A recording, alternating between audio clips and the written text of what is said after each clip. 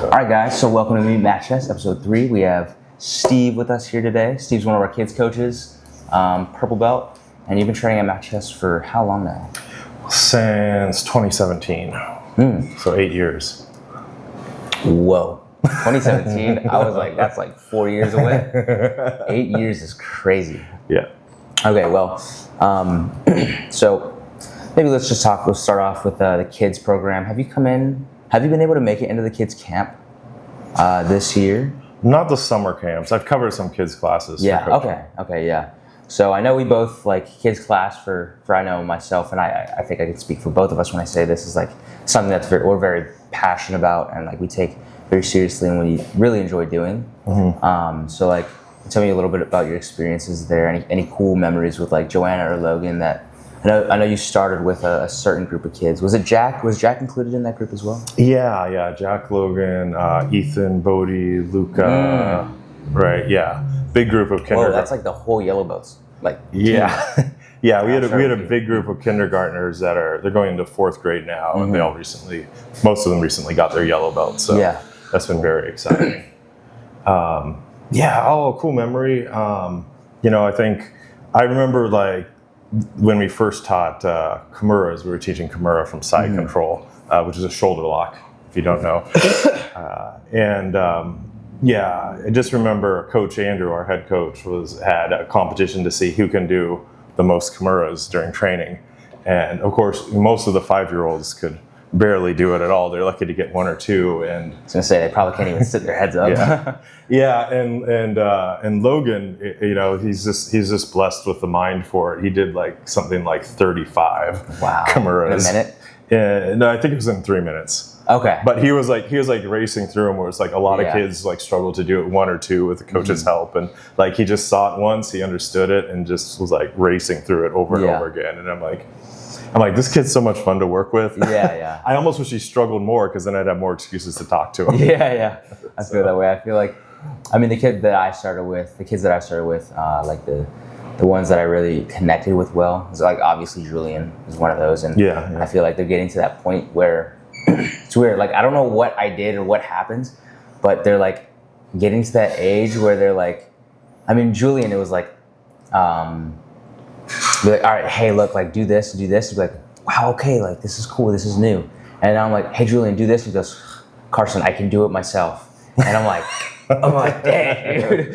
Right. It's just a cycle of like he's getting like really comfortable and he knows what he's doing. Yeah. And it's like, I'm happy that he can like be independent and like he wants to. It's cool that he still likes jiu-jitsu without like my intervention. Yeah. And he's like, he wants to do it himself now. It's like it's fulfilling because I know he's growing up, but he's also growing up, and I'm like, fuck, dude, just like chill.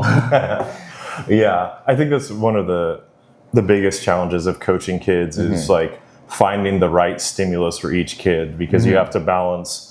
Kids learn very differently at different ages, but then within an age group, you have different levels of experience depending on where they started, and then different kids have different aptitude in terms of just their kinesthetic intelligence, their sense of their body and their ability to control it. And so the case like Julian, it's like he's so intuitive about that for how young he is, and so you have to find different ways to keep him stimulated compared to most of the kids his age. And so that's always the challenge for the coach. For sure. Like, you're adapting to your students as they learn. Yeah, and I like with him, the up group students, like the ones that are much bigger than him, they handle him, but he's getting to the point where I'm like, dang, like as soon as he gets to their age and like their size, I'm like, yo, I don't know who's gonna like put him in check, So I'm like, now I have another kid in the down group that I'm like raising to beat him specifically. That way I can keep him in check. Yeah. And then eventually the cycle's just gonna keep continuing where I make a monster and then I gotta raise another one to fight. Yeah, you have to raise a monster to fight him. It's Kong versus Godzilla. Yeah, I've had that too with certain kids where they start winning so easily that you find yourself coaching against them just so they can have a challenge, and then they're like, what's up? I thought I was your favorite. And you're like, no, I'm still helping you. You just don't realize it. Like, I need to figure out how to let people beat you so you can keep adapting. And I think that specifically is one really cool thing that I've really, really enjoyed being like in a role model role or like a coaching role, is like because again, using him and Logan's brother Jameson as an example, like those two go at it, and I'm talking like it's the most consistent like battle ever, where one of them wins one week and dominates, and then the other one comes back and does the exact same thing. So like, it's tears no matter what. It just keeps going back and forth, right? Right. But it's really cool because like I've been able to connect with them a little bit, and like tell them like, hey, like, yeah, I know it sucks to lose. I know you're sad losing. I know you're not like super happy about it. But as young as you are, I hope that you can kind of understand me when I tell you how important this is. And at least with Julian, I've been able to see a little spark in his eye where it kind of makes sense. Granted, he's like 6 years old, and I'm trying to explain to him like how his emotions work. Right. But you know, it's really cool to like kind of be the person that can show them how important that is. So that's something that I've really enjoyed working with like the kids class on, especially. It's like just being in that role model position. Yeah. It's you know, kids are so in the moment, and we have such a different viewpoint, you know, a long-term viewpoint, and like we understand how like rivalries are actually great for your jiu-jitsu in the long term, and that like, you know, losing a single sparring round is just an organic part of the process, you know. But for them, it's like it's the end of the world for 5 minutes, and then they forget. So it's like you walk them through that same process over and over and over again. But speaking of rivalries, I think the biggest rivalry in the gym is Jack and Logan. I think like the most, like Julian and Jameson are good, but they don't have power yet, you know? Right. Logan and Jameson are like fireballs. Going at each other. So like, was there ever like a moment, because I've had a lot, was there ever a not scary moment, but almost like, oh, this got a little out of control between them that you can recall? For any other students? No, well, I think because even though even though Logan and Jack are extremely competitive, they're good friends off the mat, and Logan is just so calm. He never makes anyone angry. So like, no matter how, you know, because they're ice and fire, right? Jack will get really crazy, but Logan never gets upset by it. He just like sticks to his game plan, you know, and they stay friends afterwards. So yeah, they keep the rivalry really friendly, those two. But yeah, emotions do run high. I've had times where I've told students like, you need to take a break, not because you did anything wrong, but I can read your emotions, and it's just, you know, getting too high. Like you see a kid like start to make a fist, and you're like, no, we don't do that here. You know, this isn't Muay Thai. If you're thinking about making a fist, it's time to, you know, count just to sit 5 up for an hour, and then we got Muay Thai at 9. Yes. Yeah, I think, I mean, one of my biggest rivalries is Justin. And like, it's not even nowhere close to like as competitive as Julian and Jameson or Logan and Jack. Like Justin's just beating me up every day. But I've used that as like kind of an example to like try to get them to understand how important rivalries are. Like, it's good that Justin is staying ahead of me. He's better and is staying ahead of me, because like I'm chasing him constantly. Like, when I want, you know, I learn this new move, I'm like, all right, this is good. Let me see if it actually works. And then I bring it and test it against him, and then I can kind of feel out, like, get very, very high level reactions. And if I were to surpass him one day, then it's like, well, I lose that kind of training partner where it's like they keep me in check. You know, it's like I can't get away with, you know, BS or like bad movements. Everything has to be perfect when I go against him. So I think that's like very, very important, especially in the gym setting. And you know, kids don't understand it, but I think it's super important for them too. But speaking of like, you know, rivalries and like those high emotions, have you gone to a lot of tournaments with the kids? Yeah. Have you gotten a chance to like coach like Logan, Jack, or Joanna while they've been out? Yeah, I've coached them in tournaments. All right, we're good. Yeah, I think at tournaments you really see the kids' like emotions come through, because, you know, some kids, every kid, you know, as we say, like jiu-jitsu is a highly emotional sport. You know, like in basketball you lose because the ball goes through the hoops more times for one team than the other. Jiu-jitsu, it's one-on-one, and when you lose, it means like somebody took control of you and made you surrender. So like we prep the kids a lot emotionally before tournaments about how intense that is. And you see that with some people, you know, like, again, like, you know, Joanna, really smart girl, really hardworking, really nice. But she's just an emotional kid. So when she goes to tournament, she like almost always cries, you know. But she gets it over it quickly. Like afterwards, she'll be like, I had fun. I can't wait to do the next one. And she does. She keeps signing up. But, you know, that's just her personality, you know, which I relate to. I was that kind of kid too, right? Jameson's like that too. Yeah. Like, interesting thing though, Jameson, whenever he, in the gym, man, he loses. He lets everyone know he loses. Yeah. But in tournament, he's very, very calm. Yeah, he's more focused at tournament. Yeah. Like emotionally, he's more grounded at tournament than in training. I don't think I've seen a tear from Jameson when he's been competing, which is very impressive, you know. But how is it like being a coach in tournament? Do you feel like, is your stomach churning? Are you like really nervous, or do you feel? I think for me the hardest thing is when you go to a tournament and the kid didn't take their preparation seriously, and you have a feeling it's going to go poorly for them, right? Like there's some, like when Julian did his first tournament and he got gold, like we weren't surprised, because we knew like we figured statistically that's more likely than not that he wins gold, or at least in silver it seemed like a guarantee, but gold seemed quite likely. But when a kid has been like silly and not focused during tournament camp, and it's like you have a sense of how good their competition will be more than they do, and you're just like, okay, is this kid headed for heartbreak, or are they going to be able to shake it off? I think with that, it's like it's a hard balance with like trying to allow these kids to be kids and still like trying to give them like trying to show them the value of like jiu-jitsu, and like you know, the better you are at jiu-jitsu, the more fun jiu-jitsu is, and you know, like trying to communicate that to the kids is like something that I'm like trying to figure out how to do. I feel like for me, I'm very like, when a kid like likes jiu-jitsu, I'm all over it. I'm like, dude, like I will stay with you here until, you know, 1 a.m, you know?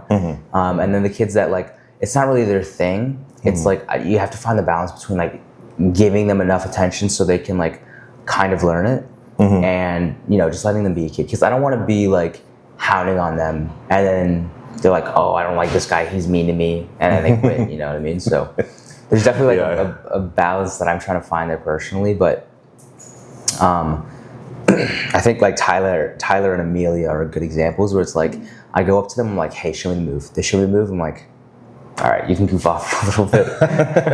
I think my goal is just for the kids to like, in sparring, look like they know what they're doing. They don't have to like be winning, but as long as they can look like they know what they're doing, I'm like, I've done my job enough. Yeah. What about in your personal training? Like, I know you've been taking care of some personal stuff, you know, like medical things, and you don't have to get into that if you don't want to, but how is it like getting back into training and getting back into the gym? I think it's always hard, you know. I've had some medical issues, I've had some time off, and I think whenever you come back to jiu-jitsu, you kind of doubt yourself. Like, I mean, especially like the reality is like your cardio takes a big hit. So that always means like you're going to feel worse sparring. But jiu-jitsu, I think, it's a sport where it can be easy to get in your head about where your skills are at or how hard it is. I experienced that for the first time probably in a while, where I took not a few weeks. I was very inconsistent with my training in the last few weeks, trying to get the WNO vlog done. And I come back and I do a wrestling round and I'm like huffing and puffing.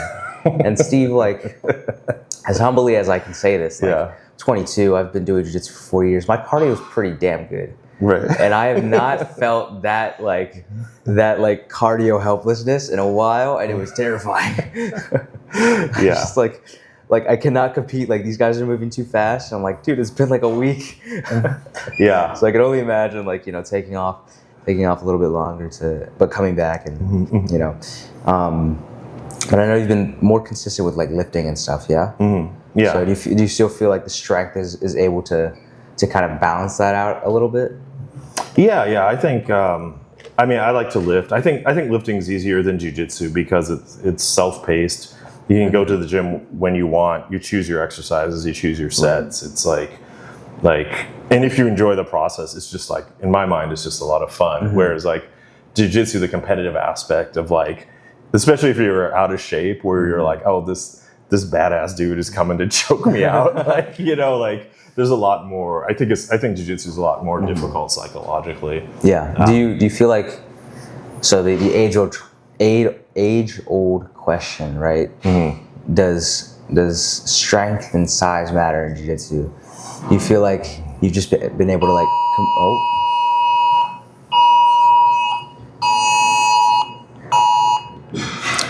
Anyways, do you feel like you've been able to just handle people purely based off of like your strength? Because you're a big dude, you know. Like, I remember when I first came into the gym. Yeah. You were actually the first person I met. Yeah. When I walked down the stairs, I saw you for the first time. I think we rolled that day, and I was like, oh my God. I remember the video's still up there, right? It was closed guard.